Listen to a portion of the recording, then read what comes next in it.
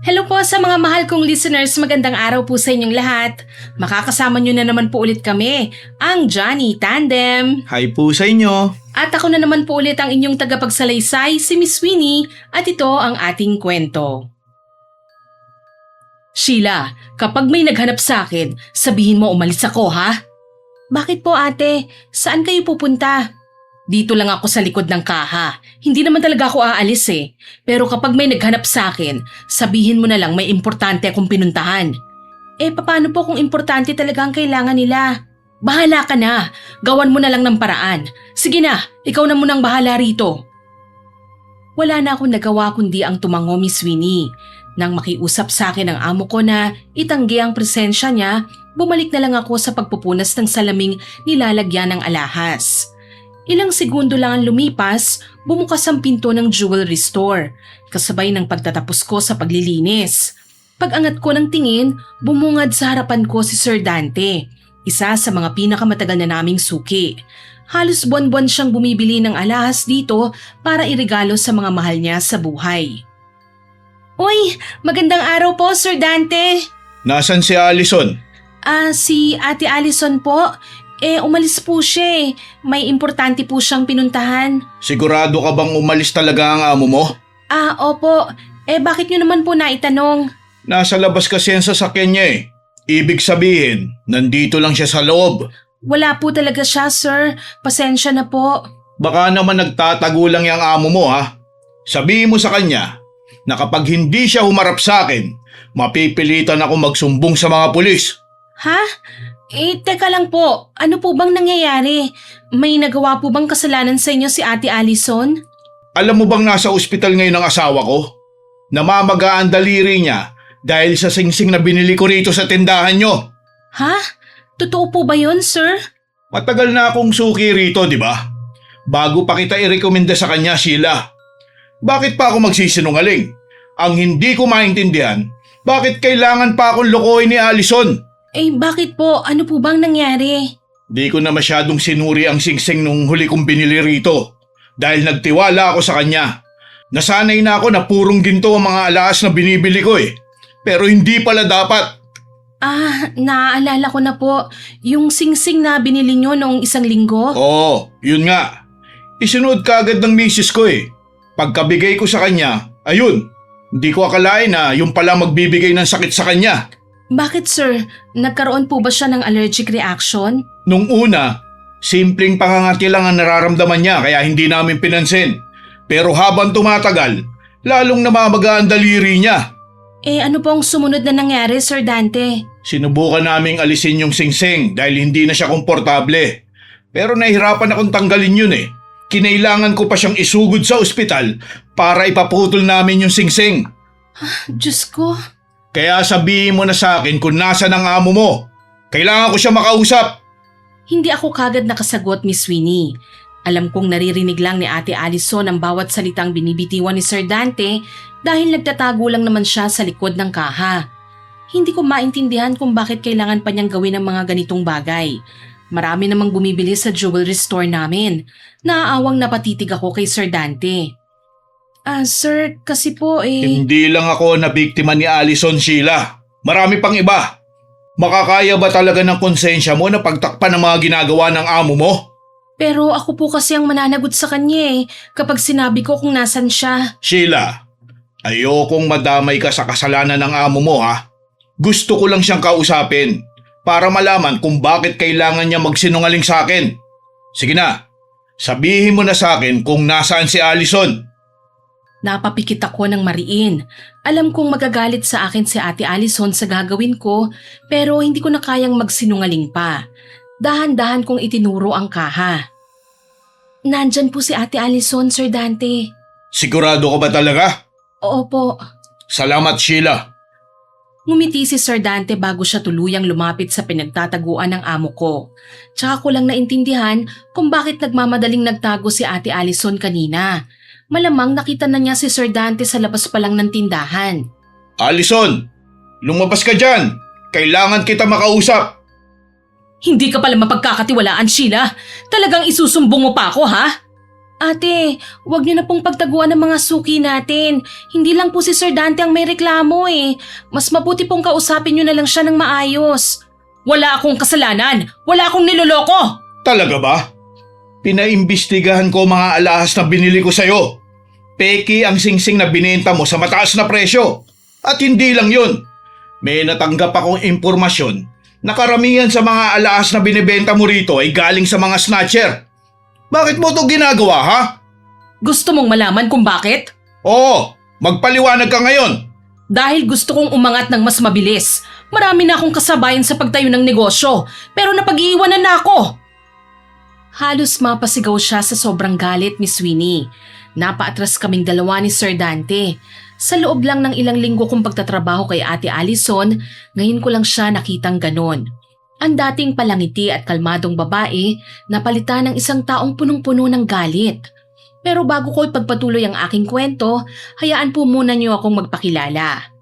Mapagpalang araw po sa inyo, Miss Winnie. Ako nga po pala si Sheila, 36 years old na sa kasalukuyan. Ang kwentong ibabahagi ko sa inyo ngayon nangyari po noong 25 anyos pa lamang ako, taong 2015. Bagong graduate lang ako noon sa kolehiyo nang magsimula akong maghanap ng trabaho sa syudad. Importante sa akin na may pantustos kami sa pangangailangan namin ni Lola Guada, Miss Winnie. Halos araw-araw akong umaalis para magpasa ng resume, requirements at iba pang papeles sa iba't ibang kumpanyang ina-applyan ko. Lola, aalis na po ako. Kayo na pong bahala dito sa bahay ha. Sige apo, mag-iingat ka ha. Kumusta naman ang baon mo? Sapat pa ba ang pera mo apo? Opo Lola, kasya pa naman po eh. Kaya ko pa po itong tipirin. Huwag po kayong mag-alala. Sigurado ka ba apo? Nag-aalala ako sa iyo eh. Ayoko nagpapalipas ka ng gutom habang ako binubusog mo sa mga inuuwi mong pagkain. Naku, okay lang po yun, La. Hindi lang naman po ako ang naghahanap ng trabaho eh. Pati po ang mga kaklase ko. Madalas nga po nila akong ilibre eh. Kaya kapag may natira po akong pagkain, inuuwi ko na lang po dito. Sigurado ka ba talaga ha? Opo, Lola. O sige, umalis ka na. Ako na ang bahalang maglinis dito sa bahay. Basta wag po kayong masyadong magpapagod ha. At wag niyong kalilimutang inumin yung maintenance niyo. Oo na apo. Pagkatapos kong magdasal, iinumin ko na ang mga gamot ko. Sabi niya habang tinuturo ang altar kung saan siya madalas magdasal ng rosaryo tuwing umaga. Hinalikan ko si Lola sa pisngi, kinawayan, tsaka ako tuluyang umalis. Habang naglalakad, bigla akong nakarinig ng busina, Miss Winnie. Napalingon ako at nakita ko si Sir Dante. Nakangiti siya habang kumakaway sa akin. Sheila, saan ka pupunta ha? Uy, sir! Mag-a-apply po ako ng trabaho eh. Kayo po, papasok na rin po ba kayo sa office? Oo. Uy, halika na. Isasabay na kita para makalibre ka na rin ng pamasahe. Kayo po talaga, sir. Ang bait-bait niyo sa akin. Siyempre, nakikita ko kasi ang sarili ko sa'yo noon. Ganyan din ako dati. Porsigidong makahanap ng trabaho. At alam mo naman ng lola ko rin ang nagpalaki sa akin, kaya naiintindihan kita. Kagagraduate ko lang po kasi. Hindi pwedeng tumambay lang sa bahay. May maintenance pa po ang lola ko na kailangan bilhin. Huwag kang mag-alala. Makakahanap ka rin ng maayos na trabaho mo. O, saan ka ba pupunta ngayon? Sa downtown po. May nakita po kasi ako mga pawn shop at money changer. Baka sakaling may bakanti po ron. Kung may maitutulong lang sana ako gusto nga kitang ipasok sa firm namin. Kaso nga lang, mga law student ang kailangan nila eh. Okay lang po yan, sir. Wala pong problema. At least, nagkaka-experience din ako sa paghahanap ng trabaho. Kahit napupudpud na nga po ang sapatos ko sa kaalalakad at sunod-sunod ang interview. Hayaan mo. May mga kakilala rin ako naghahanap ng empleyado eh. Kapag may nabalitaan ako, ire-recommenda kita, ha? Ay naku, maraming salamat po, sir. Malaking tulong po talaga yon. Walang anuman, Iya. O sige, halika na. Sumakay ka na. Kahit papano, naging maayos naman ang buong araw ko, Miss Winnie. Halos 4 na establishmento ang napuntahan ko, pero karamihan wala pong bakanting pwesto. Naisip ko pang subukan na rin mag-apply bilang yaya kahit college graduate po ako. Kaso nang makita ko yung gaano kaliit ang aalagaan kong bata, naisip kong baka ako pang maubusan ng pasensya. Pagod na pagod akong umuwi ng bahay at pagdating ko, sinalubong naman ako kagad ni Lola. Iniabot ko sa kanya ang kakaning nabili ko sa kanto. Oh, apo, ang aga mo ngayon ah. Wala po tayong napala, Lola eh. Punuan na raw po kasi sila. Maghahanap na lang po ulit ako bukas. Huwag kang susuko, apo. Balang araw may trabahong para sa'yo rin. Kayo talaga, Lola. Lagi niyong pinapalakas ang loob ko. Kaya kahit kararating ko lang parang gusto ko na kagad lumabas ulit para maghanap ng trabaho eh. Ay, ikaw talaga, apo. Halika na, maghahain na ba ako? Ay, nagluto na po ba kayo? Saan po kayo kumuha ng pambili ng ulam? May birthday kasi, dyan sa kapitbahay natin sa tapat. Inimbita nila ako. Pag uwi ko, pinabaunan pa nila ako para sa ating dalawa, para hindi na raw tayo magluto. Ang babait naman po nila, Lola. Oo nga, malaking tipid din para sa atin. Kung ganun po, tulungan ko na po kayong maghain. Malambing kong sabi kay Lola habang inaalalayan ko siyang maupo sa harap ng mesa. Makalipas ang ilang araw, muli kong nakausap si Sir Dante. May dala na naman akong papeles dahil mag-a-apply na naman po ako ng trabaho. Pero sa pagkakataong yun, napansin kong parang may magandang balita siya. Oh, halika. Sumabay ka na sa akin para isang biyahe na lang tayo. Ay, bakit po sir? Sa downtown po bang punta nyo? Oo, pero ibang sadya ko. May kakilala akong naghahanap ng empleyado eh. Nabanggit kita sa kanya at sinabi niyang dalhin kita ron ngayon. Ay, talaga po? Naku sir, ang bait-bait nyo naman po. Siyempre, hindi ko po tatanggihan ang pagkakataong yan Naaawa rin kasi ko sa'yo eh. Halos araw-araw kang nasa labas para maghanap ng trabaho. Tapos, magastos pa ang pamasahe. Ay naku, totoo po yan sir. Kaya nga po tinitipid ko ang pamasahe ko eh. Minsan naglalakad na lang po ako para may maipon akong pambili ng maintenance ni Lola. Huwag kang mag-alala, Iha. Mabait naman ang magiging employer mo eh. Ay naku, sigurado po akong mabait siya sir. Lalo na't kayo po ang nagrekomenda sa akin. O, halika na. Puntahan na natin ang magiging amo mo. Punong-puno ng pag-asa ang puso ko habang sumasakay sa kotse ni Sir Dante. Hindi ko alam kung anong naghihintay sa akin, Miss Winnie. Pero pakiramdam ko, yun na ang pagkakataong matagal kong ipinagdarasal. Makalipas ang ilang minuto, huminto kami sa harap ng isang jewelry store, Miss Winnie. Halika, Iha. Ito ang jewelry store na pagtatrabahuan mo simula ngayon. Wow! Ang ganda naman po ng tindahan. Ang sosyal, tignan! Puro alahas po! Oo. Halika na. Para makilala mo si Allison. Pagbaba ko ng sasakyan, agad akong napatingin sa malaking jewelry store na nasa harapan ko. Malinis ang salamin nito kaya kitang-kita ang ilaw sa loob na nagpapakislap sa bawat display. Nakahilera sa mga glass showcase ang iba't ibang singsing, kwintas, hikaw at pulseras na mas lalo pang kumikinang sa ilalim ng maliwanag na ilaw. Ginto at puti ang kulay ng pangalan ng tindahan sa itaas ng pintuan kaya mukha itong elegante at mamahalin, Miss Winnie. Tahimik ang paligid at abalang ilang empleyado sa pag-aasikaso ng mga customer. Napalunok ako nang habang nakatitig sa tindahan. Hindi ko maiwasang isipin kung ano kaya ang pakiramdam na makapagtrabaho sa ganong klaseng lugar. Naputol lang ang pagtingin ko sa paligid nang may babaeng lumapit sa amin na magiliw ang ngiti. Sir Dante, napadaan po kayo. May bibilihin na naman po ba kayong alahas? Oo. Gusto ko sanang tumingin ng isang set ng kwintas, singsing at pulseras. Ay naku, sakto po. Marami kaming bagong dating. Halina po kayo, sir. Baka may magustuhan kayo. Allison, hindi ba't sabi mo, naghahanap ka ng assistant?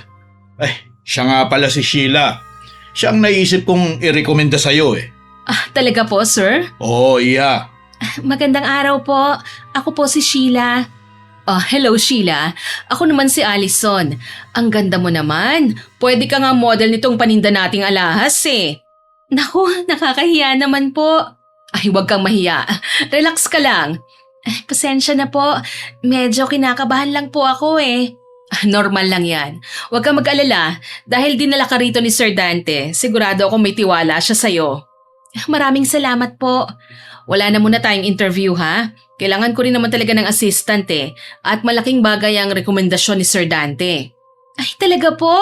Naku, maraming salamat po. Malaking tulong po ito sa amin ng lola ko. Walang anuman, Sheila. Medyo tanghali na rin naman kaya iikot muna kita sa store, ha? Bukas ka na magsisimulang magtrabaho para hindi ka mabigla. Maraming salamat po, ma'am. At isa pa, wag mo na akong tawagin, ma'am. Ate Allison na lang, mas komportable ako ron. Sige po, Ate Allison. O halika na, habang nandito ka, panoorin mo muna kung paano kami mag-asikaso ng mga customer, ha? Sige po. Oh, sabi ko sa'yo, di ba? Mabilis lang ang pag-a-apply dito. Nako sir, baka maniwala si Sheila sa inyo, ha? Ay, hindi naman po. Sigurado ka? Kayo talaga, sir, oo. O halika na, Sheila. Ilagay mo na muna ang mga gamit mo rito. Sir Dante, sumunod na lang po kayo sa display area, ha? Sige. Naging abala ang mga sumunod na oras, Miss Winnie. Medyo natagalan si Sir Dante sa pagpili pero nakahanap din po siya ng set ng alahas na gusto niya. Pakiramdam ko espesyal ang pagbibigyan niya ng mga yun At pagkatapos po niyang magbayad, sandali pa silang nag-usap ni Ate Allison bago siya lumapit sa akin. Allison, ikaw na ang bahala kay Sheila, ha? Opo sir, wag po kayong mag-alala, aalalayan ko siya. O Sheila, mauna na ako, ha? Ingat ka, ha? Maraming salamat po ulit, sir. Kinawayan namin si Sir Dante hanggang sa tuluyan ng umalis ang sasakyan niya. Ate Allison, ano po ba mga dapat kong matutunan dito? Huwag kang mag-alala. Dahan-dahan lang tayo, ha? Hindi naman mahirap ang trabaho rito basta matyaga kang matuto. Opo, gagalingan ko po. Sana magtagal ka rito. Konti lang ang mga empleyado ko kaya malaking tulong ang mga bagong kasama. Sana nga po, gagawin ko po ang lahat para hindi kayo mabigo. Alam kong kaya mo. Halika na, simulan na natin ang training mo. Wala nang ibang hiningi sa akin si Ate Allison kundi ang ilang mahalagang papeles ko, Miss Winnie. At pagkatapos noon, inilibot niya ako sa buong jewelry store. Isa-isa niyang pinakita ang mga klase ng alahas, ang presyo ng bawat isa at ang tamang paraan ng pag-aasikaso sa mga customer. Kahit po papano, naging magaan ang unang araw ko. Mababait ang mga kasama ko at maayos akong tinuruan ni Ate Allison. Habang nag-uusap po kami, nabanggit ko ang tungkol kay Lola Guada. Pagdating ng uwian, pinabaunan pa niya ako ng pagkain para sa amin ng lola ko. Lalo po ako natuwa dahil sinabi niyang lingguhan ang sahod namin. Sa isip ko, malaking ginhawa po yun para sa aming dalawa ng lola ko. Oh, Apo, maaga kang umuwi ngayon Opo, Lola. Maaga po akong pinauwi kasi may magandang balita po ako. May trabaho na po ako, La. Aba, talaga ba? Opo, pinasok po ako ni Sir Dante sa isang jewelry store. Aba, napakaswerte mo naman, Apo. Marami po palang kakilala si Sir Dante. Isa na po ron si Ate Allison, yung pong may-ari ng tindahan. Siya po ang tumanggap sa akin bilang assistant. Mabuti naman kung ganun, Apo. Sana magtagal ka sa trabaho mo. Opo, Lola. Pagbubutihan ko po para may regular na tayong panggastos. Hindi mo lang alam, Apo. Sobrang proud ako sa'yo. Napangiti ako sa sinabi ng lola ko, Miss Winnie. Gumaan ang pakiramdam ko dahil kahit papano, hindi na kami masyadong mag-aalala pa kung saan kukuha ng panggastos sa mga susunod na araw. Kinabukasan, maaga po akong nagising at naghanda ng almusal. Excited na excited ako dahil unang araw yon sa trabaho. Apo, nakapagpahinga ka ba ng maayos? Mukhang kakatulog mo lang kanina Maaga pa naman Mas okay na po ang maaga, Lola, kesa malate, hindi ba? Sa bagay, tama ka naman. Lola, wag niyo pong kalilimutan ng maintenance niyo, ha? Oo, Iha. Wag kang mag-alala. Teka, ako na ang maghahain ng almusal. Magbihis ka na lang. Sigurado po ba kayo, Lola? Oo naman. Magaan na gawain lang naman ito Hindi mo kailangang ikaw lagi ang gumagawa ng lahat. Sige po, Lola. Kayo na po ang bahala rito, Tumango si Lola kaya bumalik ako sa kwarto ko para magbihis. Buti na lang at nakaligo na ako, kaya pagbaba ko ulit sa kusina, kakain na lang ako bago umalis. Makalipas ang ilang oras, nakarating na po ako sa jewelry store. Pagdating ko, bahagyang nakabukas ang pinto ng opisina. Akmang papasok na po sana ako nang may marinig akong kausap si Ate Allison. Hindi pa niya ako napapansin kaya napahinto po muna ako. Sigurado ka bang malinis to ha, Miguel? Ayokong may biglang susulpot dito sa tindahan ko na naghahanap sa alahas na yan ha. Relax ka lang, Boss Allison. Ako mismo ang dumali niyan. Wala ni isang nakakita sa mukha ko. Sana nga. Ayokong masira ang pangalan ng tindahan ko dahil sa kapalpakan mo ha. Hindi ako baguhan sa racket na to, no? Kabisado ko na ang galawan. Tignan nga natin. Kinuha ni Ate Allison ang kwintas at sinuri yon mula sa pendant hanggang dulo. Maya-maya napangisi siya. Maganda nga. Kapag nalinis na to, wala nang makakapagsabi kung saan ito galing. Kaya nga sinasabi ko sa'yo nasulit yan, di ba? Sulit para sa akin, oo, tama ka. Pero sa'yo, hindi masyado. 2,000 na lang ang kuha ko rito ha? Ha? 2,000? Boss Allison naman, binabarat mo na ako 5,000 ang huling presyo ko dyan 5,000? Tigilan mo nga ako. Isinungkit mo lang yan Tapos gusto mo malaki pa ang kita mo? Boss, hindi biro ang dumiskarte ngayon. Mainit pa ako sa mga parak. Isang maling galaw ko lang, kulong kaagad ako nito Ano naman, problema mo na yon. Ako pa nga maglilinis ng pinanggalingan yan bago ko may benta Aayusin ko pa to, itutubog, at mas malaki ang risk ko kesa sa'yo. Kahit dagdagan mo man lang kahit konti, kawawa naman ako. Huwag ka na ngang umarte. Kilala mo naman ako Hindi ako nagpapatalo sa bentahan, no? 2,000 lang yan. Kung ayaw mo, malis ka. Rami pang lalapit sa akin na may dala ring alahas, no? Ay, grabe ka talaga, Boss Allison. Lakas mong tumawad. Kaya nga tumatagal ang negosyo ko Hindi ako madaling maloko, no? Ako ang nanlalamang. Napangisi si Ate Allison habang nilalagay ang kwintas sa drawer ng mesa niya. O sige, kunin mo na ang pera mo. At sa susunod, siguraduhin mong mas mabigat ang makukuha mo ha? Maganang timbang nito Mas malaking kikitain nating dalawa pag mabigat yon. Ayos. Alam ko naman hindi mo ako bibiguin, Boss Allison. O sige na, siya, sibat na. Sige na nga. Nakasalubong ko pa ang lalaki habang palabas siya ng opisina. Pero imbis na dumaan sa main entrance, dumiretso siya sa likod ng jewelry store na para bang kabisado na niya ang buong lugar. Habang naglalakad, kinindatan pa niya ako kaya napakunot ang noo ko. Hi, cute.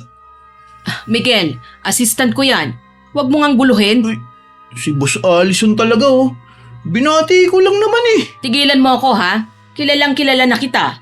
Alam ko na kagad ang balak mo Sige na, umalis ka na. Ako nga pala si Miguel, Miss Cute. Sheila po ang pangalan ko. Sheila pala ha. Baka naman pwede ko rin makuha ang number mo. Hoy, Miguel! Hindi ka ba nakakaintindi ha? Tigilan mo na nga siya. Sige na, lumayas ka na rito. Oo na, boss. Masyado ka talagang strict Hanggang sa susunod na lang, Miss Cute ha. Pagkaalis ni Miguel, ilang segundo ring nanatiling tahimik ang buong paligid. Hindi ko maiwasang mapatingin sa direksyong tinahak niya kasabay ang pagtawag ko sa amo ko. Saglit na natigilan si Ate Allison bago isinara ang drawer ng mesa niya. Ay, Ate Allison, sino po ba yon? Si Miguel? Kakilala ko lang yon. Paminsan-minsan may pinapabenta sa akin na alahas.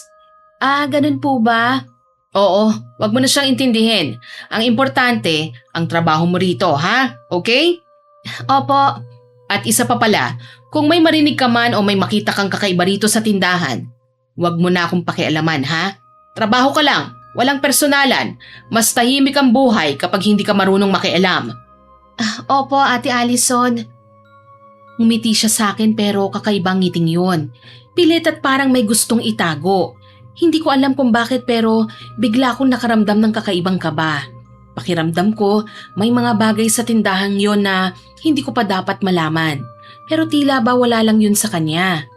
Tumayo si Ate Allison sa likod ng glass display at itinuro sa akin ang iba't ibang gamit na nakapatong sa mesa. Halika rito, Sheila. Bago kita isabak sa trabaho, kailangan alam mo muna kung paano kumilatis ng alahas. Opo, Ate Allison. Ito ang loop. Para itong maliit na magnifying glass. Diyan mo titignan kung may kasgas, bitak o stamp ang alahas. Stamp po? Oo, halimbawa, may nakaukit na 18K, 14K o 24K. Ibig sabihin, totoong ginto yan. Kapag wala kang makita, huwag kagad maniwala na original yon. Ah, ganun po pala yon. Oh, heto naman ang diamond tester. Ginagamit natin para malaman kung tunay yung bato. Ididikit mo lang ng dahan-dahan. Eh, paano ko po malalaman kung original?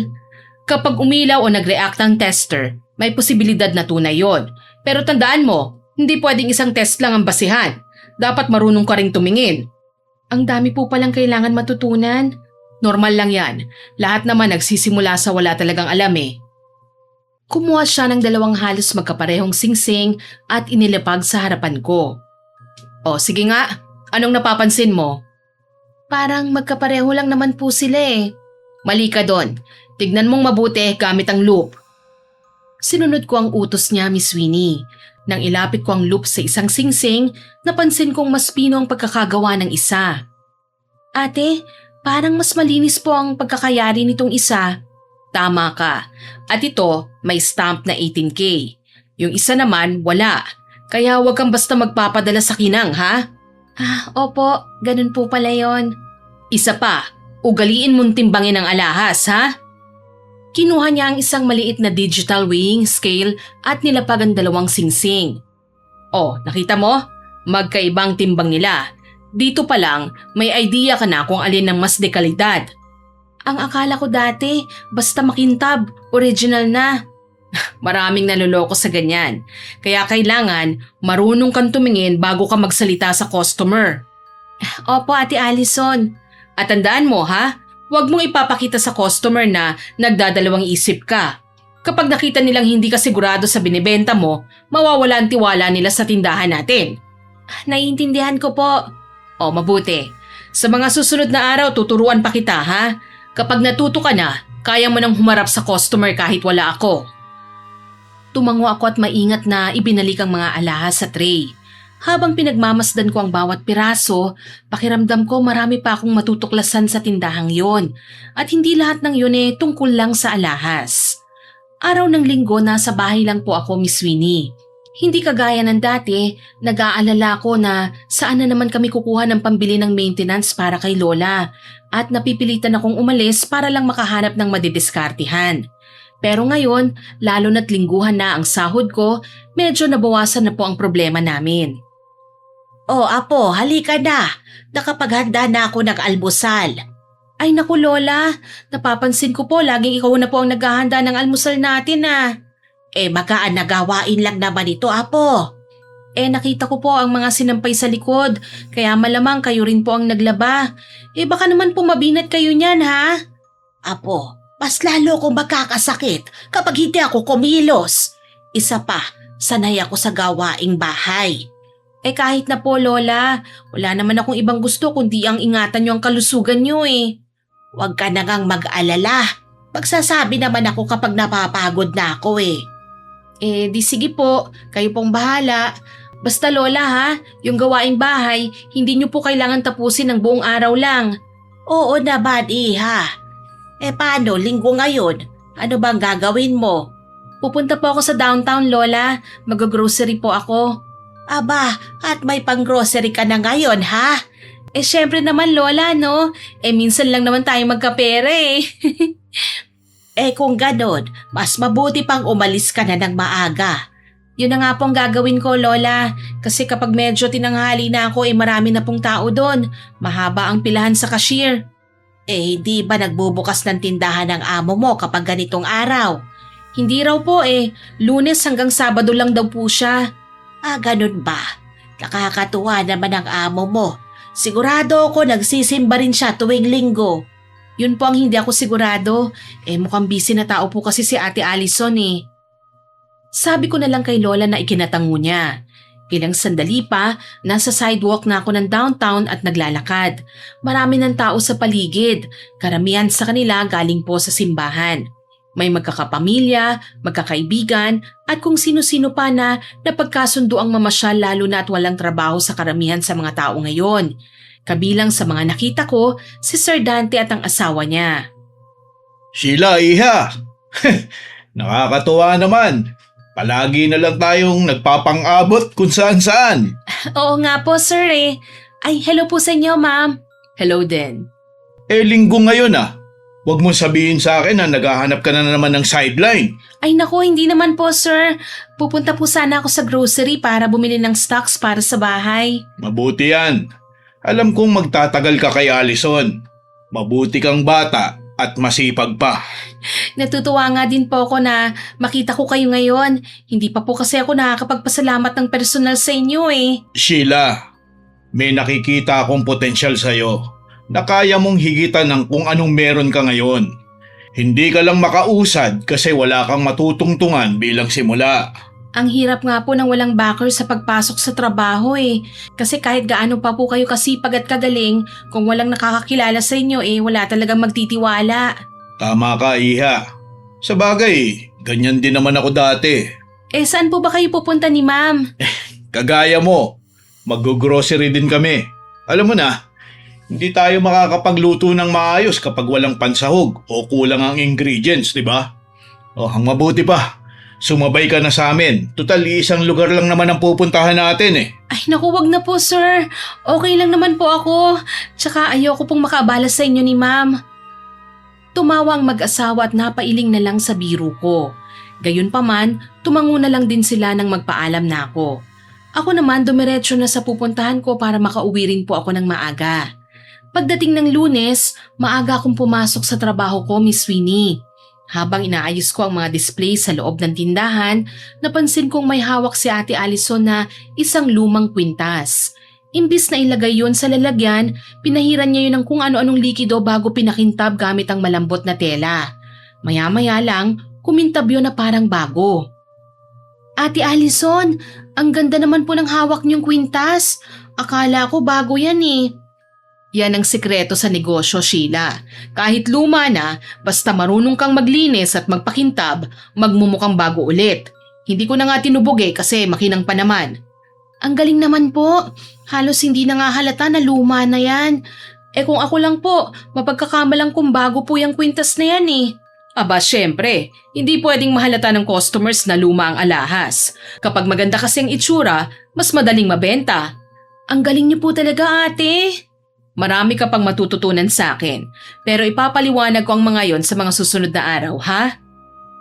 Natigil kami sa pag-uusap nang makita naming may papalapit na namang customer. Nakangiti naming sinalubong ang lalaki. Nakalaunan, nakilala rin namin. Si Sir Dante po pala. Magandang umaga! Ay, magandang umaga po, Sir Dante. Magandang umaga rin po, Sir Dante. Buti naman po at napadaan ulit kayo. Kumusta po? Ayos naman. Naghahanap sana ulit ako ng kwintas eh. Birthday kasi ng kapatid kong babae sa susunod na linggo. Ay naku, tamang-tama po. May bago kaming dating na mga alahas. Sigurado akong magugustuhan nyo. Aba, talaga? Mukhang magugustuhan ko nga yan. Ang tanong, magugustuhan kaya ng kapatid ko? Ay naku sir, sigurado ako. Pasok to sa panlasa ng kapatid nyo. Sige nga, patigin nga. Tahimik ako nakatingin habang inilalabas ni Ate Allison ang ilang kwintas mula sa glass showcase.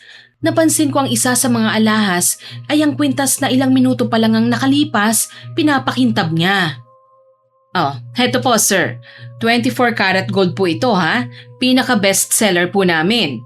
Aba, ang kinang nito ah. Natural lang po eh. Totoong ginto po kasi yan eh. Tama ka. Maganda nga ang kwintas na to. Tama po kayo, sir. Kaya sigurado po ako matutuwa ang kapatid nyo rito. Napansin kong saglit na napatingin si Ate Allison sa akin na parang may gustong ipahiwatig. Tipid na lang akong ngumiti ng mga sandaling yon, Miss Winnie. Sheila, pakikuha nga yung box sa drawer. Sige po. Sigurado ka bang purong ginto to? Oo naman, Sir Dante. Hindi kami nagbebenta ng peke rito, no? Matagal na po ang negosyo namin, kayo naman. Habang nakatalikod ako, narinig kong muli ang boses ni Sir Dante. Tinanong niya si Ate Allison tungkol sa iba pang detalye ng alahas. Magkano naman to? 38,000 po. Medyo mahal ah. Ay nako sir, hindi ah. Mabigat po ang gramo niyan. Sulit na nga po yan eh, kahit timbangin nyo pa. Isang beses ka lang bibili, panghabang buhay na investment na po yan.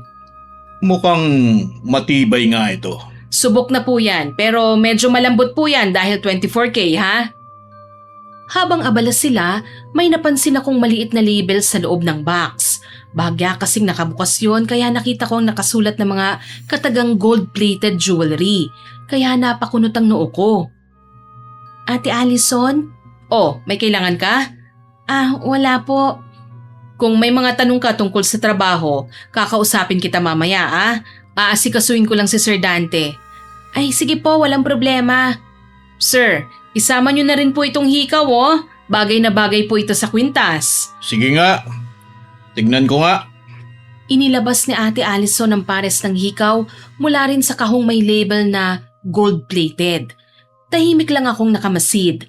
Kanina ko lang nakita kung saan niya kinuhang mga yon. Pagkatapos, pumili si Sir Dante. Inilagay ni Allison ang kwintas sa timbangan. Pareho pong tunay na ginto ang set na ito. Magandang design at mukha naman di kalidad. Kaso, bakit ang gaan yata? Ay hindi naman po sir. Tignan niyo po ang timbang. Ganyan po ang natural na timbang para sa earrings. Oo nga. Saglit lang po Gagawan po natin ito ng resibo. Sure, Allison. Habang nagsusulat siya ng resibo, napansin kong bahagya niyang naitulak ang weighing scale, Miss Winnie. Nakita kong nagbago ang timbang nun. Pagkatapos, umaktong nagulat si Ate Allison. Kagaya niya, napatingin din po ako sa timbangan. Pasensya na. Mali yata ang gramo nito. Ate, parang kanina iba po yata ang lumabas. Bago kasi ang timbangan Minsan sumasabit talaga. Ganun ba? Oo naman sir, pero wag po kayong mag-alala, tama po ang timbang niyan. Sige, may tiwala naman ako sa'yo Kukunin ko na yan. Maraming salamat po Sir Dante. Pakisabi na lang po kung may kailangan pa kayo Lagi po kayong welcome dito. Salamat. At babalik ako. Salamat po sir. Maraming salamat po sa pagbili niyo Sir Dante. Wala yun. Ikaw, okay ka ba sa bago mong trabaho Ay nako, okay naman po ako sir. Hindi mahigpit si Ate Allison. Kahit nga po cellphone pwede kaming gumamit. Basta hindi napapabayaan ng customers. Mabuti naman kung ganun. Paano? Maiiwan ko na kayo Papasok pa kasi ako sa trabaho Sige po sir. Maraming salamat po. Pagkaalis ni Sir Dante, hinanap ko kagad si Ate Allison. Nakita ko siya sa opisina at abala sa pagbabasa ng mga papeles. Kumatok ako sa pinto para mapansin niya ako.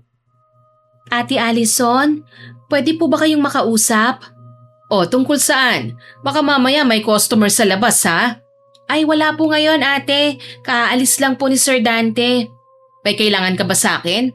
Sige halika, tumuloy ka. Ate Allison, magtatanong lang po sana ako ano yon? Kanina po, hindi ba't galing sa kahon na may nakasulat na gold-plated yung binenta natin? Sheila, huwag ka na nga masyadong mausisa. Pero sinabi niyo pong totoong ginto ang mga tinda natin at negosyo ito, Sheila. Hindi lahat ng customer marunong tumingin ng alahas. Yung timbang po, parang nag-iiba po yung grams na nakalagay doon Maliit na adjustment lang yon. Pero parang hindi naman po yata tama yon. Makinig ka nga sa akin. Kung gusto mong magtagal dito, gawin mo na lang ang trabaho mo. Ako ang may-ari ng tindahang ito, Hindi ko naman po kayo kinukontra, ate. Di mabuti. Dahil ang mga sekreto sa loob ng tindahang ito, dito lang dapat manatili.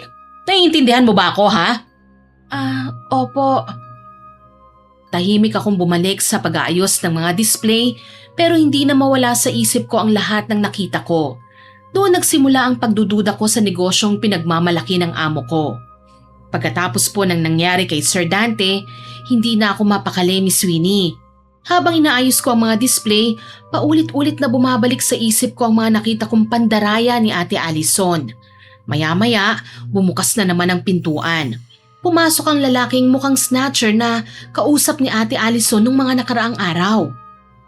Uy, Boss Allison! Nandito ka na naman. Siyempre, ako pa ba? Anong dala mo ngayon? Marami, boss. Siguradong matutuwa ka. Sige. Halika, sa opisina tayo mag-usap. Napatitig ako sa bagong dating. Nakasuot si Miguel ng kupas na jacket at baseball cap. Palinga-linga pang lalaki bago tuluyang pumasok sa loob ng opisina. Pero hindi naman tuloy ang nakasara ang pinto kaya naririnig ko pa rin ang usapan nila. Sheila, ikaw na munang bahala rito sa harap ha? Opo. Ang aga mo yata ngayon ha, Miguel? Wala akong magagawa eh. Mainit ako sa kabilang barangay. Baka mamaya may makabisto pa sa akin. Nakuha mo ba? Ngumisi si Miguel tsaka inilabas ang maliit na supot mula sa loob ng jacket niya. Ano ba? Siyempre. Kailan ba kita binigo? Aber, tignan ko nga. Eto, 2 singsing, 1 bracelet, saka kwintas. Fresh na fresh pa yan. Kakakuha ko lang. Okay. O ano? Ayos ba? Magkakapera na ba tayo, ha? Pero ang dami nitong gasgas eh. Eh anong gusto mo? Kuminang kagad? Siyempre, hinablot ko yan bago ko nakuha. Tapos may ukit pa ng pangalan, no? Ako, problema pa ito eh. Konting kiskis lang naman yan eh. Arte mo naman. Hindi ako magbabayad ng mahal kung ako pang mag-aayos nito. Mula sa pwesto ko sa counter, hindi ko maiwasang mapatingin sa dalawa, Miss Winnie. Oh, latag mo na. Magkano? Kunin ko ng 3,000 to. Ha? 3,000 lang? Ginagago mo ba ako, ha? Oh, 3,000 lang. Loko ka pala eh. Totoong ginto yan eh. Hindi lahat ang pinulot sa kanal. Totoong ginto nga. Pero hindi ko naman pwedeng ibenta to kagad. Papakintabin ko pa. Papalitan ko ang lock ng bracelet. Buburahin ko pa ang ukit nito. May pangalan eh. Dagdagan mo naman kahit 5,000. Huwag mo akong baratin. Ayaw mo? O sige, lakad na. Humanap ka na lang ng ibang bibili niyan. Alam mo namang ikaw lang ang may lakas ng loob bumili ng mga ganyang gamit eh. Eh di wag ka nang makipagtawaran pa. Sige na nga. Kaysa wala naman akong kita. Oh, papayag ka rin pala eh. Oh, heto ng bayad mo. Ay, teka lang ha. Bibilangin ko muna to. Baka kulang na naman eh. Ay sus, sige, bilangin mo. Habang abala siya sa pagbibilang ng pera, napansin kong may customer na naghihintay sa labas kaya lumapit ako kay Ate Allison. Mabilis niyang isinara ang supot ng mga alahas bago tumingin sa akin. Ate Allison, may customer po tayo sa labas. Sabihin mong sandali lang. Opo. Pagtalikod ko, narinig ko pa ang mahihina nilang usapan. Sigurado ka bang hindi ako sasabit ha? Basta wag ka nang pabalik-balik dito kapag maraming tao. Eh paano kapag may bago akong makukuha? Tawagan mo muna ako. Huwag kang basta susulpot ng basta-basta rito, no? Sige. Hindi na ako lumingon, Miss Winnie. Dumiretso ako sa customer pero hindi mawala sa isip ko ang mga narinig ko. Makalipas ang ilang minuto, umalis na rin ang kausap ni Ate Allison. Pagkasara ng pinto, lumapit kagad ako sa amo ko. Ate Allison? Oh, bakit? Sino po ba talaga yon? Kaibigan ko lang. Kaibigan? Oo. Pero bakit parang patago po kayong mag-usap? Sheila, hindi lahat ng bagay tungkol sa ginagawa ko kailangan mong malaman. Pasensya na po. Nagtataka lang po kasi ko Napapansin ko, masyado ka ng maraming tanong nitong mga nakaraang araw Ay, hindi naman po sa ganon. Makinig ka ha, ang trabaho mo rito magbenta at tumulong sa tindahan. Hindi ang makialam sa mga transaksyon ko. Opo. At isa pa, huwag mong ikakwento sa ibang mga nakikita mo rito ha. Baka pati trabaho mo biglang mawala. Ay, hindi po ako magsasalita. Mabuti naman kung ganon. Tahimik akong tumango habang pinapanood ko siyang itago ang supot sa ilalim ng counter niya. Hindi ko maipaliwanag kung bakit pero lalo po akong kinabahan. Pakiramdam ko, hindi lang basta pagbili at pagbebenta ng alahas ang nangyayari sa tindahang yon. May mas malalim pang sikreto si Ate Allison na ayaw niyang malaman ko. Maaga akong umuwi ng hapong yon, Miss Winnie. Dahil may pera pa naman ako, naisip kong ilibre si Lola Guada ng street food sa park. Malapit lang yon sa bahay namin, kaya naglakad na lang kami habang inaalalayan ko siya. Ingat po, Lola. Baka sumabit po ang paa niyo. Ako pa ba? Balakas pa yata ako sa kalabaw, no? Naku, excited lang po talaga kayong lumabas Aba, syempre. Sino bang hindi matutuwa? Minsan lang akong yayain ang apo kong mamasyalan, no? Hayaan niyo po, Lola. Pagbubutihin ko pa po lalo ang trabaho ko para mas madalas tayong makalabas. Masaya ako para sa'yo, Apo. Nakikita kong nagsisikap ka. Naku Lola, lagi niyo na lang po akong pinupuri. Baka lumaki na ang ulo ko niyan ha. Ay, ikaw talaga. Nahahawa ka na sa kakulitan ko. Hindi nagtagal nakarating na rin po kami sa park, Miss Winnie. Inalalayan ko si Lola Guada hanggang sa makaupo siya sa isang bench. Sa tapat namin may mga nagtitinda ng fishball, barbecue, kwek-kwek at waffle. Bumili ako ng iba't ibang klase ng street food at sabay kaming kumain ng lola ko. Habang nakatingin ako sa mga taong namamasyal, isang lalaking pamilyarang muka ang nakakuha ng atensyon ko. Kung saan-saan siya tumitingin na parang may hinahanap. Si Miguel po yun. Siya yung lalaking nagpupunta sa jewelry store ni Ate Allison. Sa katunayan, nakita ko pa nga po siya kanina sa tindahan. Lola, sandali lang po may lalapitan lang po ako. Sino naman yun? Huwag kang lalayo ha, Apo. Saglit lang po talaga ako, Lola. Bumili ka na rin ng maiinom, Apo. Ang dami natin pagkain wala naman tayong panulak. Opo, sige po, Lola. Tumayo ako at naglakad papunta kay Miguel. Pero bago pa man ako makalapit, may nakita akong ikinagulat ko. Mabilis niyang hinablot ang mamahaling relo ng isang matandang lalaking nakaupo sa kabilang bench at saka agad tumakbo. Nagsigawan ng mga tao sa paligid, pati na ang matandang ninakawan niya. Natigilan ako sa kinatatayuan ko. Hindi ako kagad nakagalaw at ang mga paa ko parang naistatwa. Mabuti na lang at may 2 tanod na kagad na humabol kay Miguel. Dahil doon, bumalik na lang ako kay Lola Guada. Apo, ano nangyari? Bakit nagsisigawan ng mga tao doon? Ay pasensya na po Lola ha, may snatcher po kasi. Hinablot niya yung relo ng matanda. Tako, bakit hindi mo itinuro sa mga tanod? Hinahabol na po nila. Natakot rin po akong lumapit Baka kung ano po ang gawin nun. Ay nako, minsan na nga lang tayong lumabas may ganyan pang pangyayari. Tapos na po ba kayong kumain? Hindi ko na yata maubos ito, Apo. Ang dami mong binili. Ipapabalot na lang po natin? Oo, tapos umuwi na tayo. Sumasakit na rin ang bewang ko Sige po Lola. Habang pauwi kami, hindi na mawala sa isip ko ang nakita ko, Miss Winnie. Malakas ang kutob kong may pupuntahan si Miguel pagkatapos ng ginawa niya. Pagkahatid ko kay Lola Guada sa bahay, nagpaalam akong may bibilihin lang sa labas. Pero ang totoo, dumiretso po ako sa jewelry store ni Ate Allison. Pagdating ko nga sa tindahan, tama po ang hinala ko. Sa likod ng store, nakita kong nakasandal si Miguel sa dingding habang nagyoyosi. Bago ko pa siya malapitan, bumukas ang pintuan at lumabas si Ate Allison. Agad akong nagtago sa gilid ng pader at tahimik na nakinig sa usapan nila. Boss Allison, eto mainit-init pa.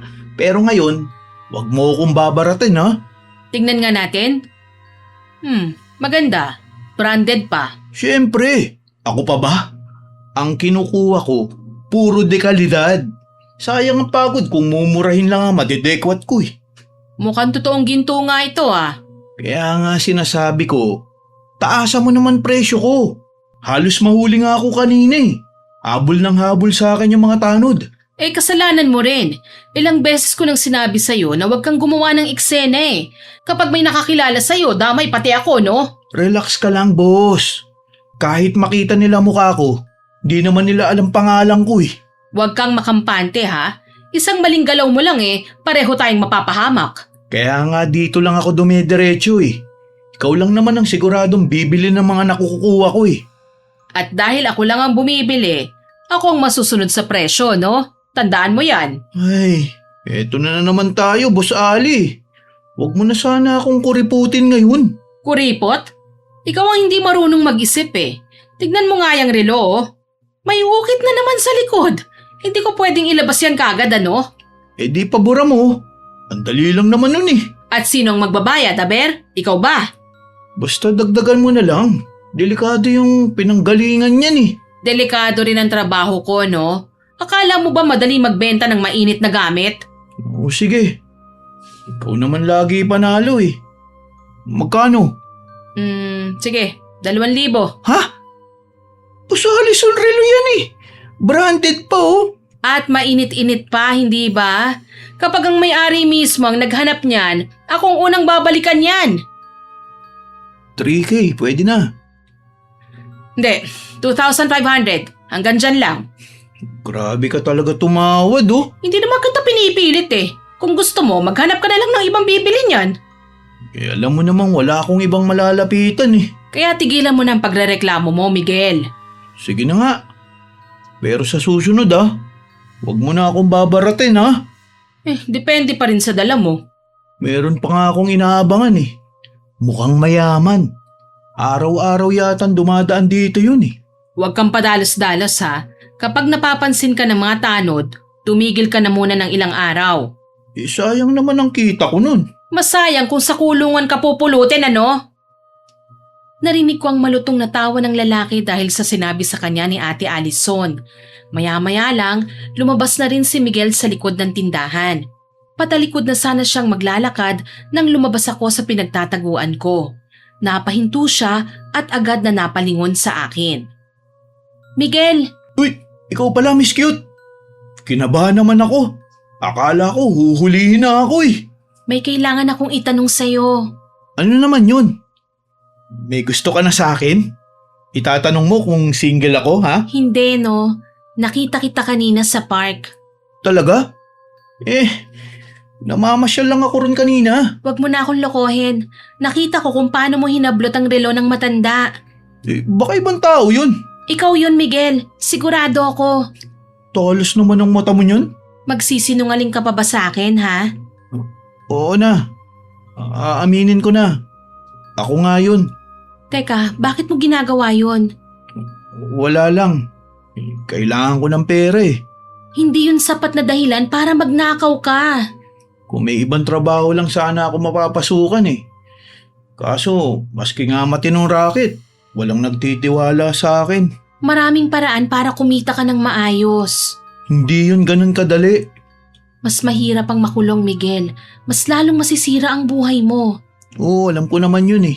Tapos si Ate Alison, Huwag mo na sana siyang idamay pa. pero nakita kong lahat, Miguel. Siyang bumibili ng mga ninanakaw mo, hindi ba? Oo. Siya lang naman ang naglalakas ng loob. Tapos binabarat ka pa. Ganun talaga si Boss Allison eh. Kahit alam niyang mahal ang dala ko, tatawaran at tatawaran pa rin niya. Pero wala akong choice eh. May binubuhay akong pamilya. Alam mong mali yan. Paano kapag nalaman ng pamilya mong ginagawa mo, ha? Wala namang pakialam ang mga magulang ko kung saan ko kinukuha yung pera eh.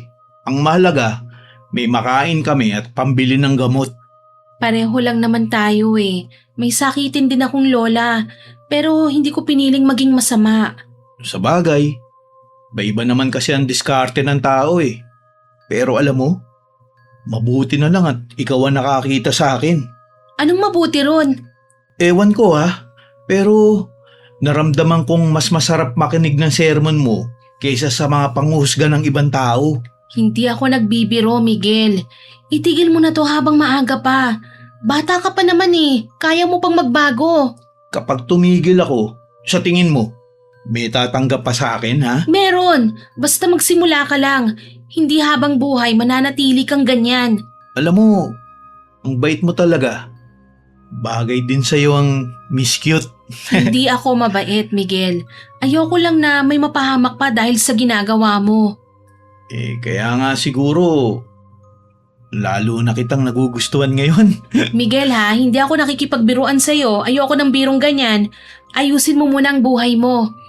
Kapag nagbago ba ako pwede na kitang ligawan ha? Magbago ka muna. Maghanap ka ng matinong trabaho. Iwasan mo ng makasakit ng kapwa mo. Sige, susubukan ko. Naghiwalay din kami ni Miguel sa pag-uwi ng gabing yon. Punong-puno ako ng alalahanin tungkol sa mga sikreto ni Ate Alison. Kasama na rin dito si Miguel. Habang tumatagal ang pagtatrabaho ko sa jewelry store, mas lalo kong napapansin ang tunay na paraan ng pagnenegosyo niya. Kahit sa pagsasanla ng mga customer, may kakaiba rin siyang teknik para kumita. Kahit makapal at mabigat ang bracelet, mura ang halagang sinasabi niya sa babae na halatang kailangan ng pera. Hindi naman nahalata ng customer na niloloko siya ni ate. Maingat kasi niyang sinusuri ang alahas. Gumagamit siya ng magnifying glass, tinitimbang ito at saka nilalagyan ng konting testing solution. Kitang-kita kong napangiti siya, Miss Winnie. Pero nang makaalis ang babae, hindi na ako nakapagpigil pa. Kaagad ko siyang nilapitan. Ate, pwede ba akong magtanong? Oh, ano na naman yon? Hindi ba mahal naman talaga yung bracelet na yan? Oh, bakit mo naman nasabi? Kasi po, matyagaan yung tinuro sa akin kung paano kumilatis ng ginto.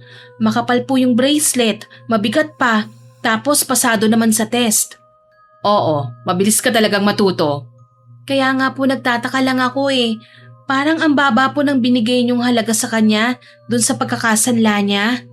Sheila, negosyo ang pinapatakbo natin. Alam ko naman po yun pero parang luging-lugi naman po siya. Kung ibibigay ko kagad ang totoong presyo, ano pa ang kikitain ko?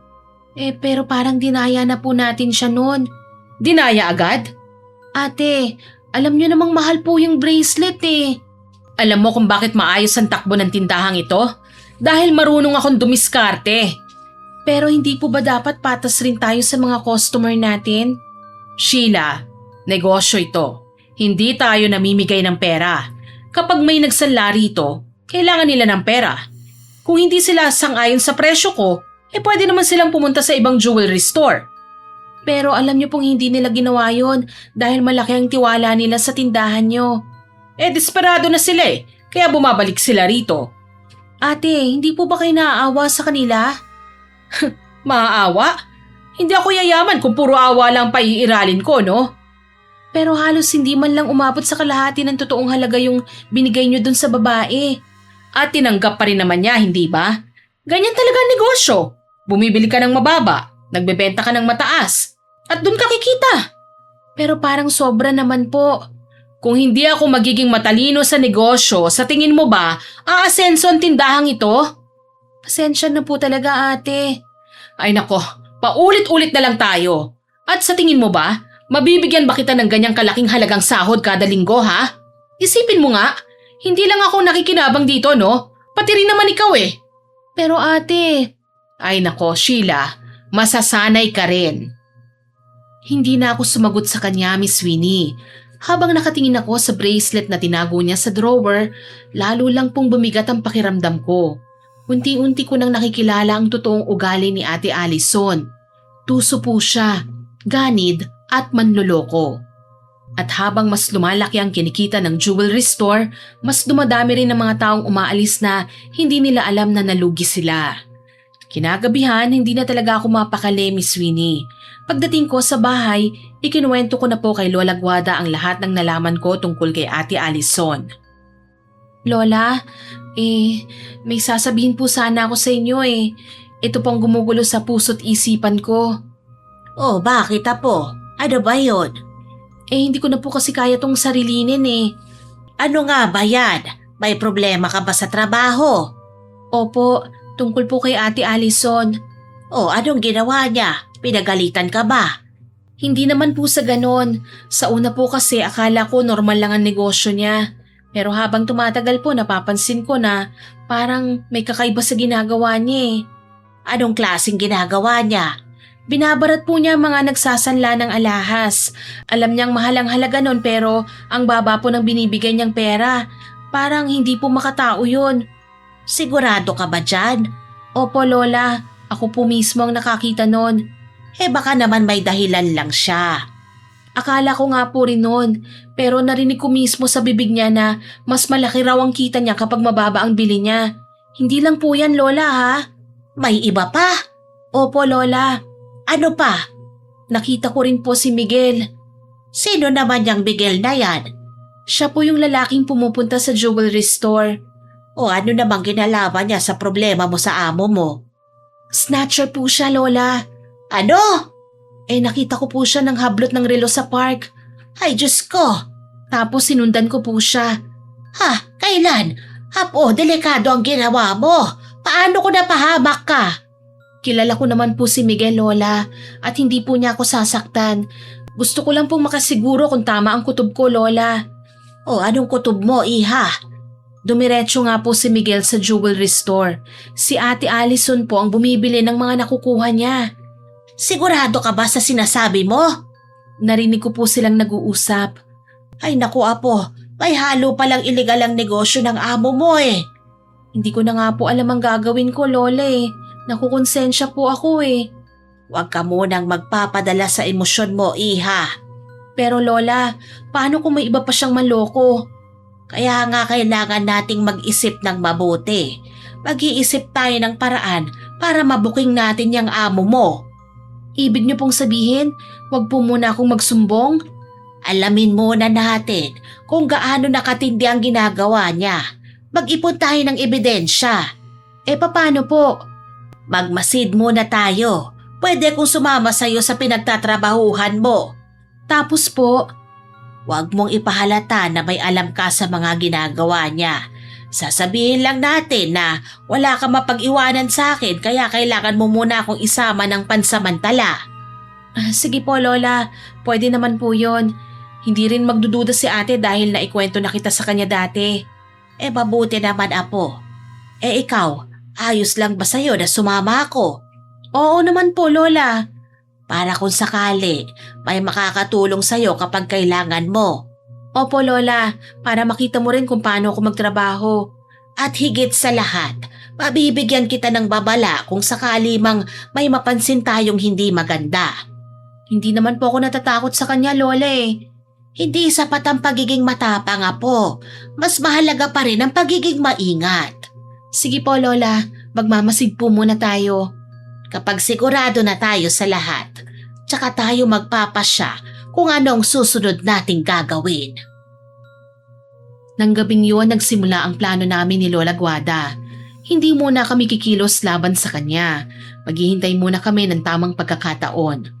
Kinabukasan, mas maaga kaming umalis ni Lola Guada papunta sa jewelry store, Miss Winnie. Napag-usapan na namin ang gagawin kaya kailangan naming mag-ingat para hindi mahalata ni Ate Allison yun. Pagpasok nga namin sa tindahan, napatingin kagad sa amin si Ate Allison. Oh, Sheila, sinong kasama mo? Ay, si Lola Guada po ate. Magandang umaga, iha. Magandang umaga rin po. Napasyal kayo? Ate, wala po kasing maiwan kay Lola sa bahay eh. Umalis po yung kapitbahay namin na madalas kong pinagbibilinan sa kanya. Kung okay lang po sana, dito muna po siya habang nagtatrabaho ako. Hanggang mamayang hapon? Opo isasabay ko rin po siya pag uwi. Wala po talaga ako mapag-iwanan kay Lola eh. Nalaman ko na hindi niya iniinom ang maintenance niya. Sige lang. Doon na lang po kayo umupo, Nay. Maraming salamat, iha.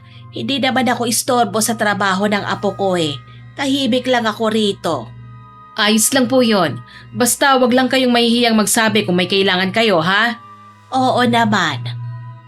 Umupo si Lola Guada sa isang upuan sa gilid ng tindahan habang ako naman bumalik na po ako sa counter. Hindi nagtagal, may isang lalaking pumasok sa jewelry store. Magandang umaga! Magandang umaga rin po, sir. Ano po bang may paglilingkod namin? Titingin sana ako ng singsing. Panregalo po ba, sir? Regalo ko sa misis ko. Anniversary kasi namin sa susunod na linggo eh. Ay naku, sakto po ang pagpunta niyo, sir. May bago po kaming mga design ngayon. Ay, eto po, sir. Pwede niyo pong tignan. Aba, ang gaganda nito ah. Kung gusto niyo ng matibay, eto po Ito ang irerekomenda ko. Kinuha niya ang isang makapal na gold ring sa loob ng display. Sa pagkakaalam ko, isa yun sa mga bagong singsing na ibinenta sa kanya ni Miguel. Maganda po ang design nito. Hindi rin madaling kumupas. Pwede ko bang mahawakan? Syempre naman po. Mukhang magugustuhan yata ito ng asawa ko ah. Sigurado po ako dyan. Isa pa, magandang klase po ang ginto niyan. Napansin kong saglit na nagkatinginan sina Ate Allison at Lola Guada. Parang may gustong sabihin si Lola pero pinigilan niya ang sarili niya. Sige, ito na lang ang kukunin ko, Allison. Magandang choice nga po yan, sir. Matapos magbayad ni Sir Dante, masaya siyang umalis ng tindahan. Tahimik lang si Lola Guada habang pinapanood siyang lumabas.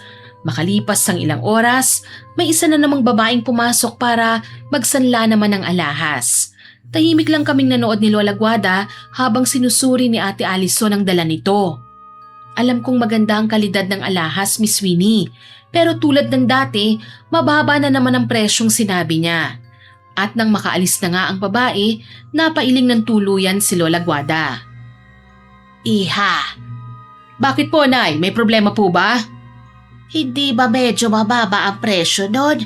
Kung ako magsasanla, siguradong lugi ako sa'yo. Ganun po talaga sa negosyo eh. Kailangan din namin kumita. Ganun ba? Opo. Hindi na nagsalita si Lola Guada. Pero alam ko, nakikita na niya ngayon na totoo ang mga sinumbong ko sa kanya.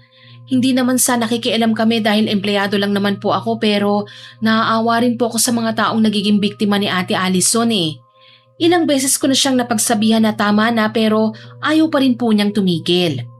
Bandang hapon, may pamilyar na namang lalaking dumating. Si Miguel. Hindi siya dumadaan sa harap ng tindahan. Diretso po siyang naglakad papunta sa opisina. Nagkatinginan kami ni Lola Guada. Sheila, apo, Po, Lola? siya ba yung sinasabi mo? Opo, siya nga po, Lola.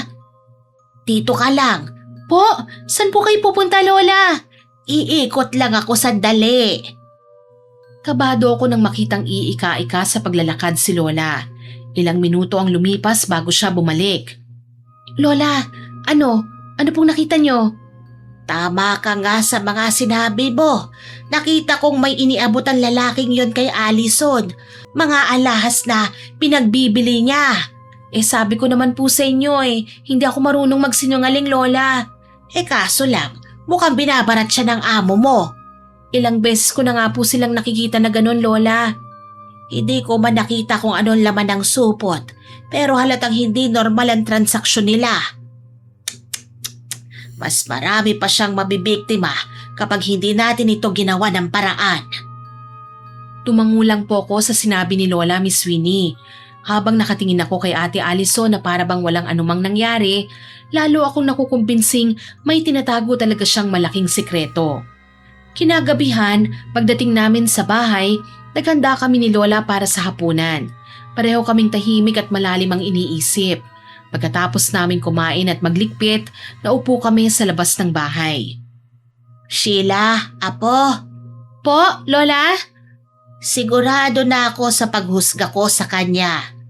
Hindi ko po talaga matanggap na kaya niya palang gawin ang mga ganong bagay, Lola. Ang mas masakit, marami na sigurong nabiktima ang babaeng yun. Kaya nga po gusto kong may gawin tayo eh. Kasi Lola, pati si Sir Dante, nabiktima na rin po niya eh. Ay sus Mariosep, hindi ko akalain na magagawa niya yun sa matagal na niyang suki. Ano po bang binabalak niyo, Lola?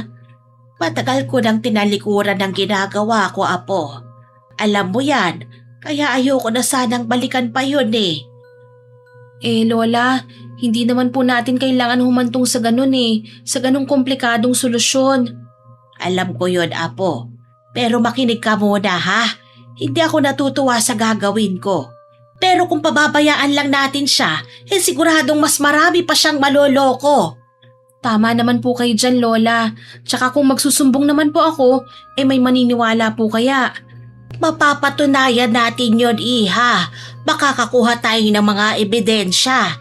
Ang problema lang, kapag naipahuli natin siya sa pulis, makakalaya pa siya at may posibilidad pa na ulitin niya ang ginagawa niya.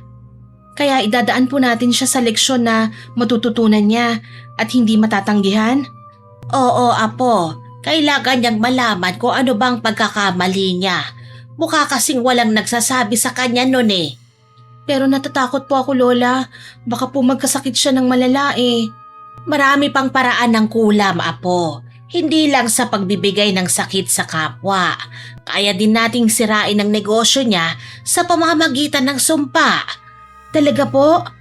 Oo, kaya huwag kang mag-alala, apo. Gagawin natin ang lahat para matutoy ang amo mo. Ayoko may mangyari po sa inyo, Lola. Hindi naman ito ang unang beses na hahawak ako ng ganitong ritual, apo. Alam ko na ang gagawin ko. Pero matagal na po kayong tumigil eh. Oo, Apo. Kaya nga alam kong hindi magiging madali ito eh. Kailangan niyang maranasan ang sakit na ibinibigay niya sa iba. Ano po bang mangyayari sa kanya, Lola? Bibigyan natin siya ng konting problema sa negosyo. Talaga po? Kaya niyo pong gawin yon? Oo naman. Gusto kong matikman niya ang bunga ng masamang ginagawa niya. Sana nga po, tumigil na siya. Tumatangong sumang-ayon sa akin si Lola. Makalipas ang ilang sandali, tumayo siya. O Lola, saan po kayo pupunta? May kukunin lang ako sa kwarto, Apo. Ilang minuto pa ang lumipas, bumalik siya dalang isang lumang kahon na matagal ko nang hindi nakikita. Maingat niya yung binuksan, Miss Winnie. May ilang kandila, mga tuyong dahon at maliliit na supot na nakatago sa loob. Alam niyo po, Lola, hanggang ngayon hindi pa rin po ako makapaniwala na kaya niyong magsagawa ng ganyan. Akala ko sa pelikula ko lang po makikita ang mga ganyang bagay eh. May mga bagay na hindi na natin kailangang ipakita sa iba, Apo. Mga kakayahan na mas mabuting itago na lang kaysa sa ipaalam pa sa ibang tao. Sa bagay po, Lola, kasi hindi naman po lahat ng tao open sa ganyang kaalaman eh. Ilan sa kanila manghuhusga lang talaga. Minsan, may mga taong hindi natututo hanggat hindi nila nararanasan ang kapalit ng mga ginagawa nila. Hindi tayo masamang tao, Apo. At hindi rin tayo papatay ng kapwa. Hindi na ako nakapagsalita pa, Miss Winnie. Pero nakaramdam ako ng malamig na hangin na parabang pumalibot sa akin. Tahimik na inilapag ni Lola Guada ang mga gamit niya sa mesa. Isa-isa niya itong inayos. Doon ko lang tuluyang napagtanto na magsisimula na siya sa kanyang ritual. Kinabukasan, pagpasok ko sa jewelry store, agad kong napansin na ibang itsura ni Ate Allison. Halatang hindi siya nakatulog ng maayos. Namumutla siya at ilang beses na napahawak sa sentido niya habang inaayos ang mga alahas sa display. Ate, okay lang po ba kayo? Oo, okay lang ako. Sigurado po ba kayo? Parang ang putla niyo po ngayon eh. Kulang lang ako sa tulog. Baka po gusto niyo munang magpahinga. Hindi pwede. Marami pa tayong customer ngayon. Pero mukhang masama po talaga ang pakiramdam niyo. Lilipas din ito. May baon naman akong gamot eh. Iinom na lang ako mamaya. Ako na lang po muna rito sa harap, ate. Wag na, kaya ko naman eh. Tumango na lang ako at hindi na umangal sa kanya. Makalipas ang ilang minuto, may pumasok na customer. Tahimik na kinuusap ito ni Ate Allison habang pinapakita ang ilang alahas. Maya-maya lang, napansin kong napaatras ang customer. Napansin ko, pangatlong customer na namin yun na lumabas ng tindahan na walang binibili. Para bang papasok lang sila para tumingin. At habang tumatagal, napapansin kong mas lalong lumalala ang sama ng pakiramdam ni Ate Allison. Ate, dalhin na kaya kita sa klinik. Huwag mo na akong alalahanin pa, Sheila. Ayos lang talaga ako. Baka po kasi lumala pang nararamdaman niyo eh. Hindi ako basta-basta nagkakasakit, ano? Sigurado akong mamaya mawawala na rin ito. Habang pinagmamasdan ko po siya, hindi ko maiwasang maalala ang ginawa ni Lola Guada kagabi. Pero hindi ko pa rin alam kung may kinalaman nga ba yun sa biglaang pagbabago ni Ate Allison. Bandang tanghali, abala po ako sa pag-aayos ng mga display nang biglang bumukas ang pinto ng jewelry store. Pagtingin ko, si Sir Dante ang pumasok. Hawak niyang maliit na kahon ng singsing na binili niya ilang araw lang ang nakakalipas. Magtatago pa sana si Ate Allison pero nakiusap sa akin si Sir Dante na ituro ko sa kanya kung saan ang amo ko. Magandang tanghali. Magandang tanghali rin po, sir. Oh, kumusta? Nagustuhan po ba ng misis niyo ang regalo?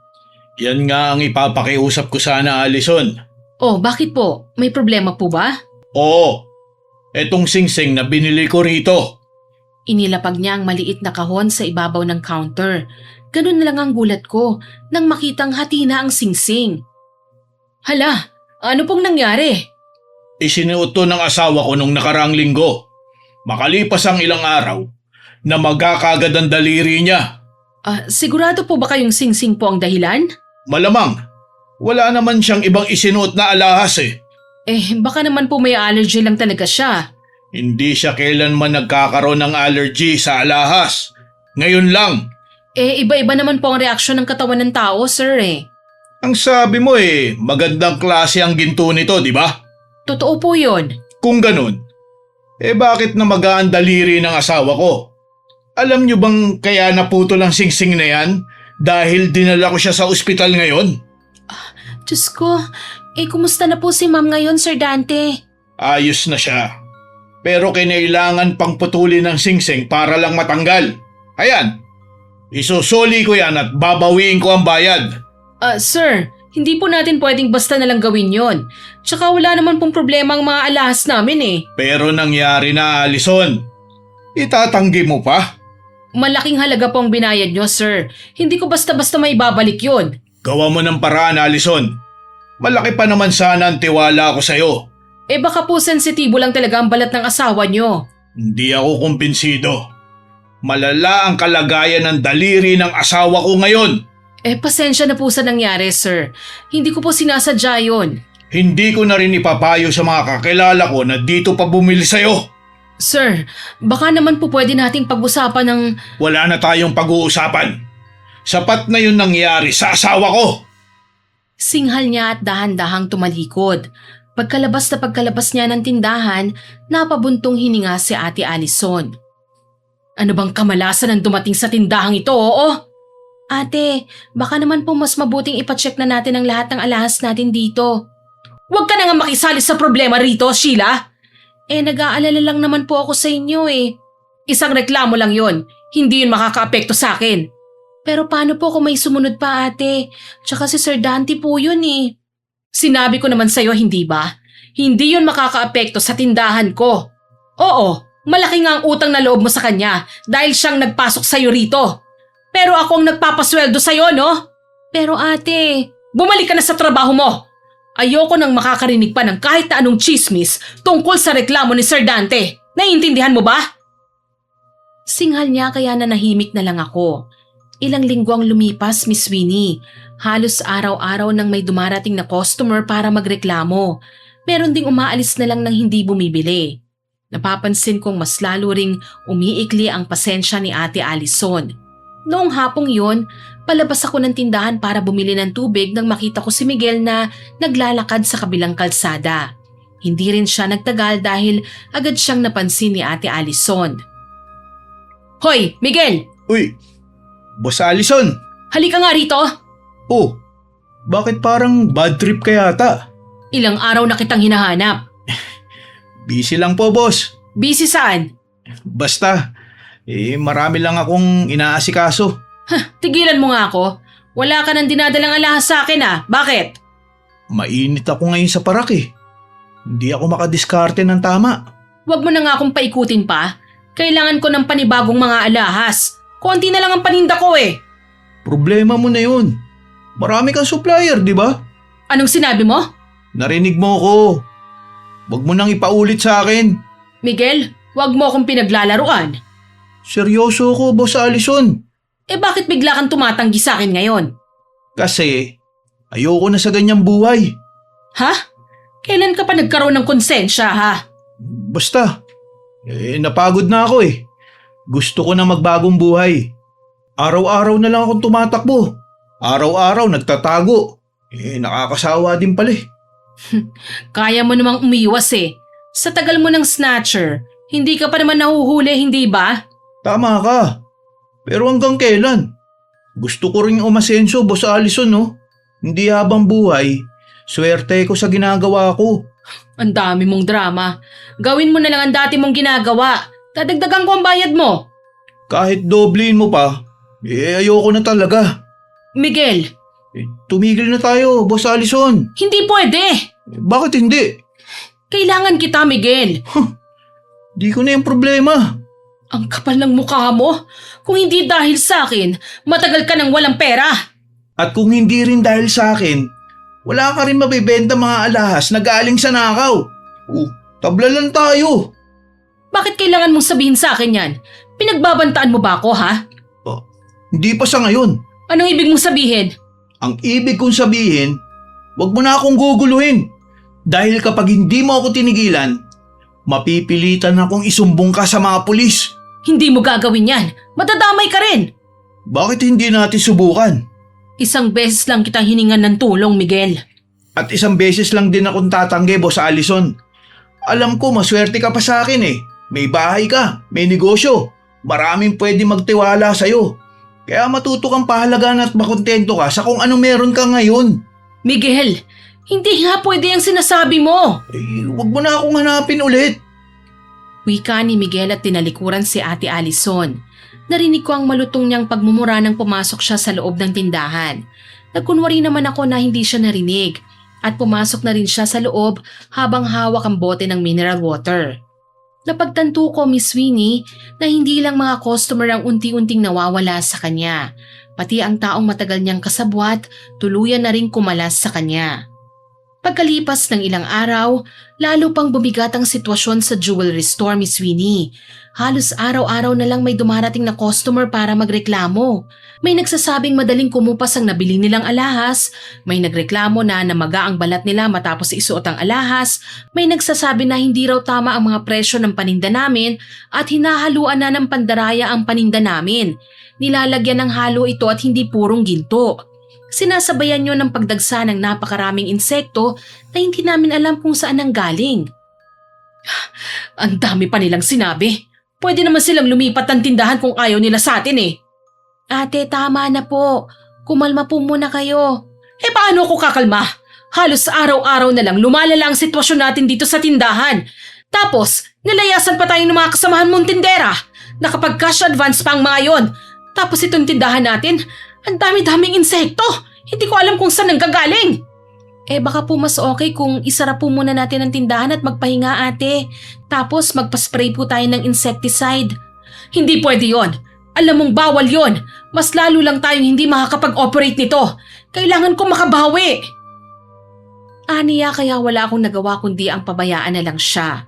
Maski si Lola Guada, pinagsabihan na ako na iwan ko na raw ang amo ko. Pero hindi ko magawa yon, Miss Winnie. Si Miguel naman, madalas kong sabihan na humanap ng ibang trabaho.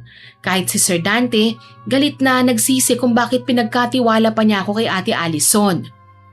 Alam mo, Miss Cute, mas mabuti kung sa pinagtatrabahuhan ko na lang ikaw mag-apply. Naawa kasi ako kay Ate Allison eh. Hindi ko siya magawang iwan. Pero Iha, maliban sa akin, marami pang nagrereklamo sa tindahan niya. Huwag mo nang hintayin na pati ikaw, kasuhan nila. Tama ang sinabi nila, Apo. Umiwas ka na sa amo mo. Gagawin ko naman po talaga yun eh. Pero kailangan ko po munang pagsabihan si Ate Allison. Alam ko pong naging masama siya dahil sa pagkakamali niya. Pero wala na po siyang pamilya na magtatanggol sa kanya, Lola.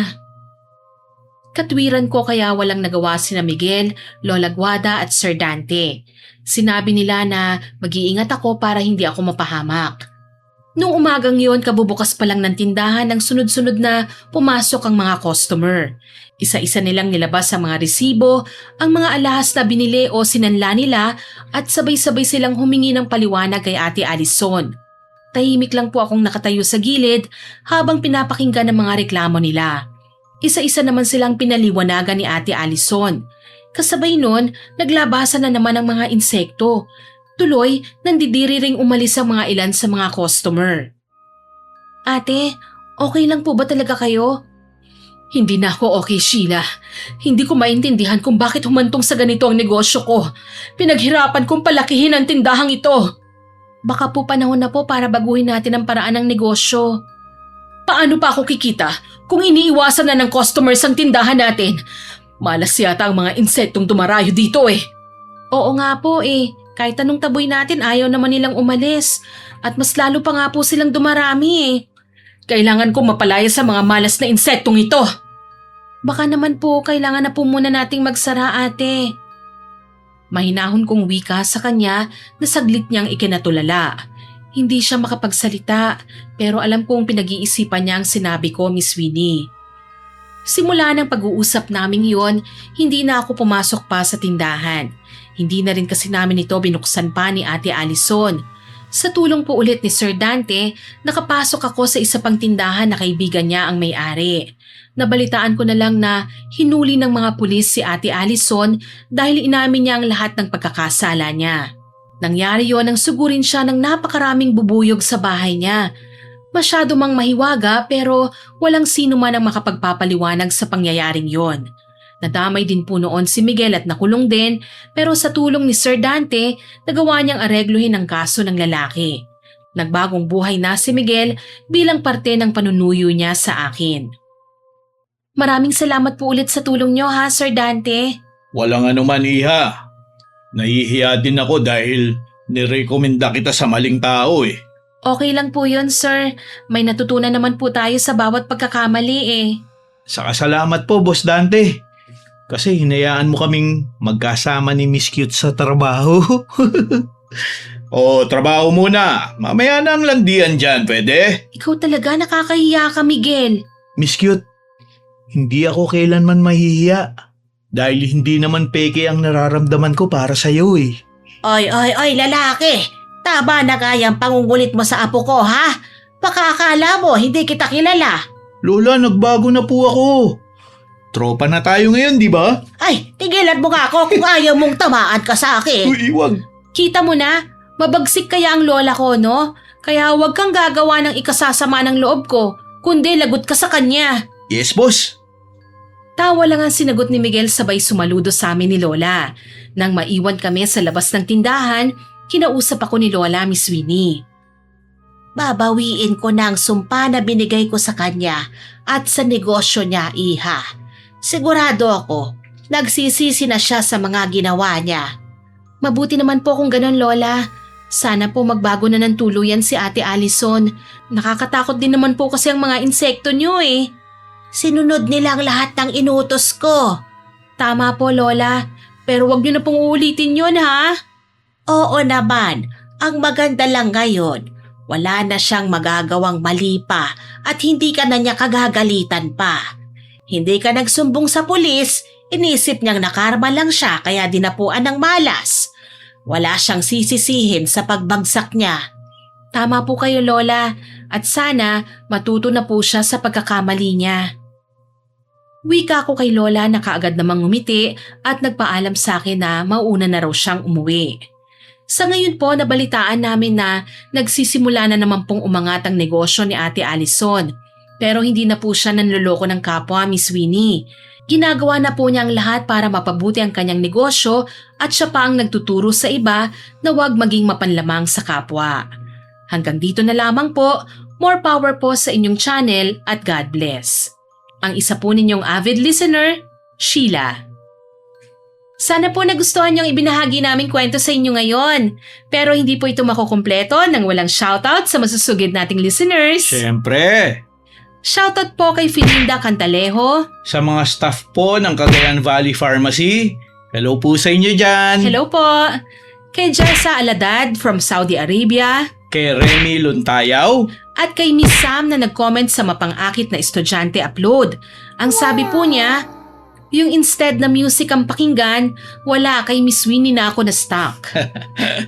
Thank you po Miss Sam sa comment po ninyong yan. Ibig sabihin po nyon, effective po yung gayumang ginamit ko sa inyo. Yes. Hindi, joke lang po yan. Thank you po talaga sa pakikinig at suporta ninyo. Maraming salamat din po sa lahat ng nakinig at nagkomento sa mga nauna naming upload. Abangan niyo pa po sana mga susunod naming upload at huwag kalilimutang mag-subscribe, like, share and comment sa mga stories natin. Para po mabilis niyong makita kung may bago tayong upload, pindutin niyo lang po ang notification bell para lagi kayong updated at notified. Aasahan ko pa rin po ang inyong suporta ha, dahil patuloy pa rin pong lumalaki ang Miss Winnie Horror Story Channel. Yes. Siyempre sa tulong po ninyo yan. Tama. Muli ako po si Miss Winnie at kasama ko pa rin po si Sir John. Mabuhay ang Team Johnny! Nagpapasalamat po kami sa inyong walang sawang pakikinig at pagsuporta. God bless po sa ating lahat. Bye! Bye!